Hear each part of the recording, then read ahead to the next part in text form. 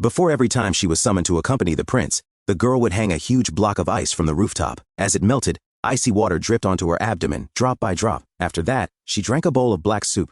She was told that if she endured this for 100 days, she would become pregnant. 2 months later, she truly was with child. She almost ran to tell the prince. But outside the study, she overheard a conversation between the prince and his princess consort. The princess consort spoke calmly, suggesting the girl be kept as a lover. The prince rejected it coldly. He said she was nothing but a tool. Once she was no longer useful, he would give her to the palace steward. The girl stood outside the door, her hand pressed to her belly. For the first time, she felt fear that this child might not be allowed to live. Soon, the prince came out. He asked gently if she felt unwell. She lowered her head and said she was just feeling hot. He believed her, even tenderly telling her to rest. That expression was exactly the same as when he said he loved her. She couldn't help asking what would happen to her in the future. The prince was silent for a moment, then said she only needed to help once more. She should marry the steward first. After he ascended the throne, he promised he would take her back. Her heart went completely cold. She didn't want to carry a child and marry an old man. She began planning her escape. Just then, she suddenly vomited. The prince looked at her with concern. She almost told him the truth, but she remembered the princess consort, who smashed a teacup into her face